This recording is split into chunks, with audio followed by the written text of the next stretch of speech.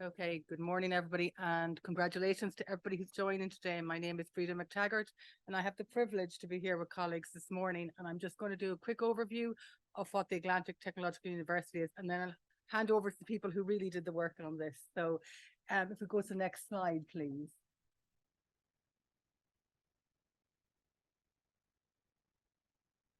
Okay, so if you haven't been to Ireland, you'll be probably familiar with it anyhow. We're a small island very close, the last point before you go over to the United States, really. And where we are based in it, the Atlantic Technological University, which is only a year old. We're a merging of several other different higher education institutes. So we'll go from the top of the country right down that west coast. And it has been an area that's been neglected for many, many years, but it's an area of huge opportunity.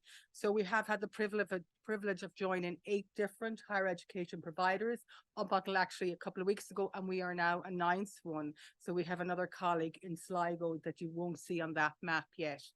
Our university is very, very diverse, and it has been for over many hundreds of years because of where it's located and the population and the dispersion of the population. And James and Fiona will talk to that. But we do consider ourselves one region because we have to consider ourselves one region in order to be successful. We have in ATU, as we shorten it to, in ATU we have 8 research centres, all specialising in a variety of different ways. And one of them is the real strength is sustainability and tourism. We have about 5,000 graduates a year, and more recently we're the 3rd largest university in Ireland, which has just been released last week.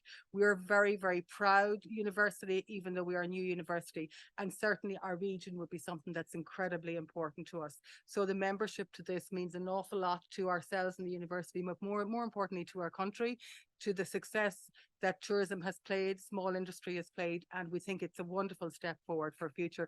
But I'll hand over to my colleagues who will talk to it. Thank you. Thank you, Breda. Next slide, please.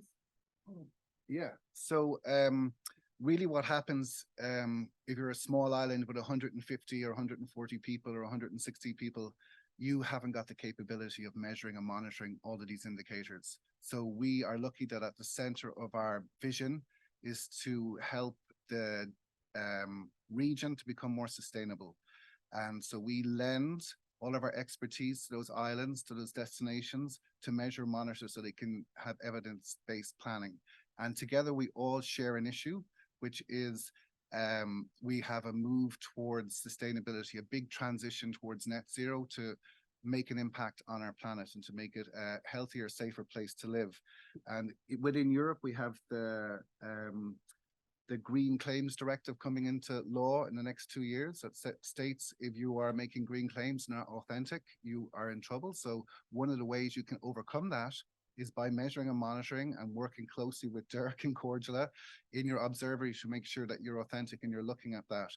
So we work with very small destinations who may not have the ability to do this, but we also work with massive destinations. So the number one natural tourism attraction in Ireland is one of our destinations we work with, and they have issues with over tourism, and we have to work with the residents and collect all that data. So we can bring our expertise from the university down to the grassroots level. And you can see that we have over 600,000 residents, and we have 8.9 million international tourists and 5.8 million domestic tourists. But that generates 2 billion revenue for the region. So we want to keep those jobs, we want to keep people working, keep them happy in the destination. Next slide, please. So at the center of our observatory is to work with communities, environment, enterprise, and visitors. This is one of the islands we work with. It's Dunangus on Inishmore. Next slide, please. And at the center of our structure is sustainable tourism, but we work with the local authorities, we work with Tourism Ireland, Culture Ireland, all the different authorities that are integrated into tourism to bring that evidence, to bring that open source data to them so they can use that data in planning a more sustainable destination for them. One of our ethoses is that every destination is also somebody's home. So we have to work with them to make sure that their homes are safe and that they can enjoy tourism and make a livelihood out of it. And we kind of believe that if you bring to the fireplace or to the hearth, everybody share that information, we can make it better, and we can stoke that fire as high as we want or as low as we want, depending on what the indicators are stating about the destination. So that's kind of bring it back to kind of the primeval times of what we're hunting for, what we're looking at, but we have to use that information sensitively. And also at some stage, we may need to decrease tourism, and we may need to look at the higher end tourism. We may need to look at different strategies and planning. Next slide, please. So I suppose at all the stakeholders we work with, we've set up green teams in the destinations. So we work with the residents, we collect all their data, and we then take that data, we code it, and we put that into a format to make sure that we're responding to what the residents are saying. And we link that then to the county development plans, the heritage plans, the climate action plans, so they can see this transparency within it. We also collect all the data from the tourists and bring that back to the islands and bring back to the destination, so they can see in a very instant view how much people are spending, how long they're staying, and they can drive their businesses around that. We also work with a lot of enterprise estate agencies and industry, and today we have Tourism Ireland with us, supporting us, coming in, so they believe in what we're trying to do in manage the destinations and bring them there. Next slide. So this, I'll pass you over to Fiona, who's collecting a lot of this data, and she'll take it there. Hi, everyone. How's it going? I think over 10 years, Dr. James Hanrahan has been collecting indicators, but since I've come on board in the project the last 2 years, we've really focused on the INSTO 11 key areas. We've also kind of implemented a lot of the UNWTO indicators, ETIS indicators, GSTC, and also destination specific indicators as well. We had to adapt some of the indicators for local language and GDPR and things that maybe came from European issues.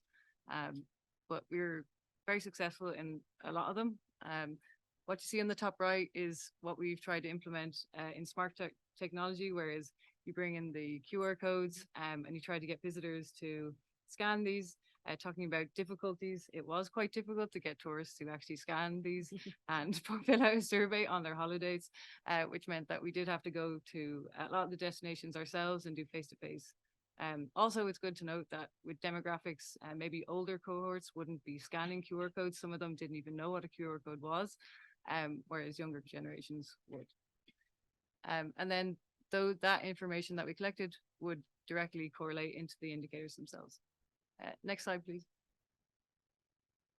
Just to give you a snapshot of the accommodations around the region of the observatory, top left, in the middle of all the attractions that we host as well. On the right is just some people cycling. The data collation, it basically took place over multiple attractions, accommodations, and in communities, as I mentioned before, smart technology, face-to-face. We also were able to pull from national statistics as well for some of them. Next slide, please. We did come across, when we've collected the data, just figuring out what do we do with the indicators. I think we kind of decided that Excel spreadsheets are where dreams go to die. Sometimes it's hard to inspire people. So on the left, we did try to create something that was fun, easy to read, easy to look at, and found it quite successful in our green teams that all stakers were able to read this very well. And this is the kind of process that we're kind of going forward with. That's only the resident dashboard, but we will have visitor one and enterprise as well. Next slide, please. Thank you very much for your support. Thank you, Dirk and Cordula, as well, for your hard work in getting us here, and James and Brenda. Thank you.